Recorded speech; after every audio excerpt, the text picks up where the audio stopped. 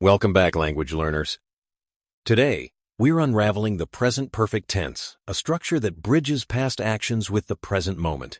To kick things off, Patricia, can you break down what the present perfect actually is and why it's essential for English fluency? Absolutely. The present perfect is formed with have or has, plus the past participle, think have eaten or has been. What makes it special is that it connects an action from the past to the present, unlike the simple past, which only describes completed events at a definite time. For example, I have finished my homework means the homework was completed and the result matters now. That's a clear distinction. It's like the present perfect acts as a bridge, keeping the door open between past and present. Could you give us an analogy to help solidify how this tense works? Sure. Imagine your life as a movie reel. The present perfect is like a highlight reel that shows all the key moments leading up to now, but without specifying exactly when each happened. It's not about when you scored the goal, but that you have scored goals. Your experience shapes who you are in the present. That's a great analogy. Before we move on, why do you think learners often confuse the present perfect with the simple past? The confusion usually comes from how English separates when from if. The simple past focuses on when, a fixed time, while the present perfect focuses on if something has ever happened, regardless of when. This nuance is crucial for expressing yourself naturally in English. Now that we've covered the basics, let's see how the present perfect comes alive in real situations. Patricia, could you walk us through some practical examples, especially those involving life experience and change? Certainly. The present perfect is perfect for experiences that span your entire life. For instance, have you ever traveled abroad? Doesn't care about the exact year or place, it's about whether the experience has happened.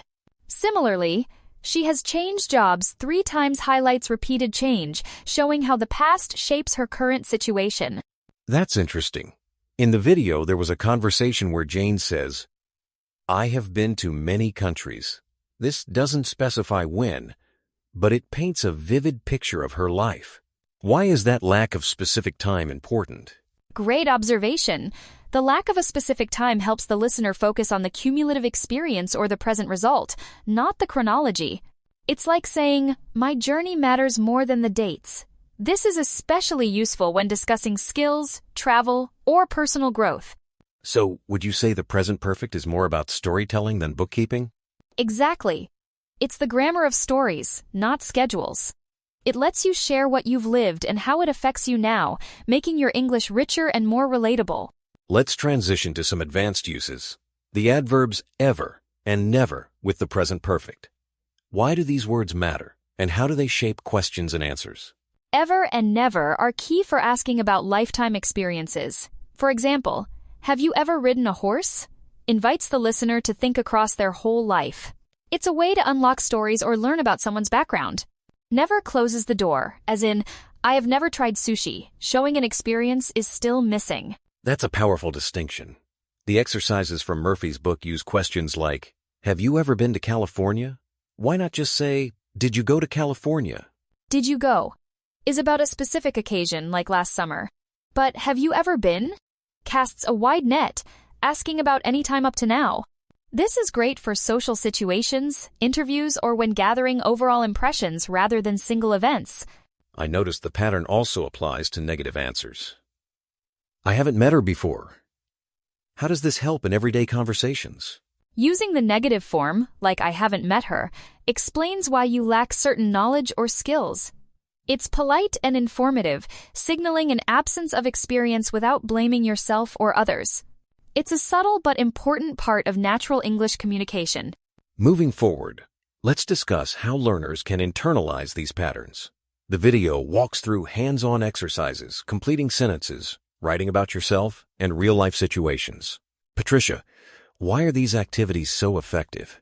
Exercises bridge theory and practice. When you write, I haven't used a computer today, you're linking grammar with your real life. This deepens understanding and builds confidence. Studies show active use of grammar, especially in personal contexts, leads to better long-term retention than passive reading. For example, in the challenge, students distinguish between I have eaten sushi before and I saw him at the party last night. What does this teach about time and context? It highlights that present perfect is about ongoing relevance like a skill or memory, while simple past is about a finished event. These distinctions help learners avoid common mistakes, such as mixing up tenses based on time references. And when the exercises ask for sentences like, "It's the first time she stayed at this hotel," how does this connect to real emotions or experiences? Such sentences capture novelty or repetition, explaining feelings of excitement or familiarity. For instance, saying it's the first time he's driven a car not only teaches grammar but expresses why someone might be nervous. It turns grammar into a tool for empathy and storytelling.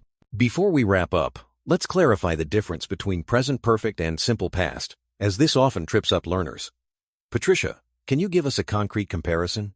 Of course, take I have eaten dinner versus I ate dinner. The first means dinner happened at some point, and the effect is relevant now, maybe you're full. The second specifies a finished event, like I ate dinner at 7 p.m. The present perfect is timeless. The simple past is time, stamped. Could you give a hypothetical scenario to illustrate when choosing one tense over the other might change the meaning? Imagine you're at a party. If someone asks, "Are you hungry?" and you say, "I have eaten," you're explaining your current state. But if they ask about yesterday, you'd say, "I ate before coming." This choice of tense instantly shifts the focus from present experience to a past event. So, in essence, mastering this distinction empowers learners to express both their history and its ongoing impact? Exactly. It's like having two camera lenses.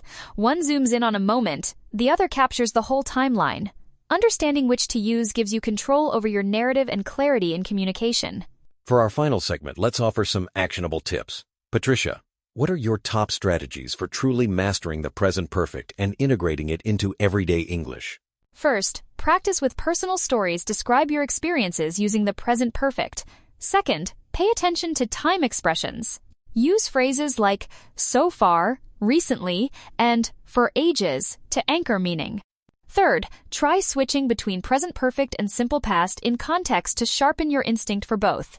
Would you recommend any specific activities or resources to reinforce these skills? Yes, Murphy's English Grammar in Use offers excellent exercises.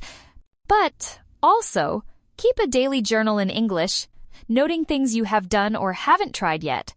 Engage in conversations or online forums where you share experiences. This real-world use cements the patterns. That's fantastic advice.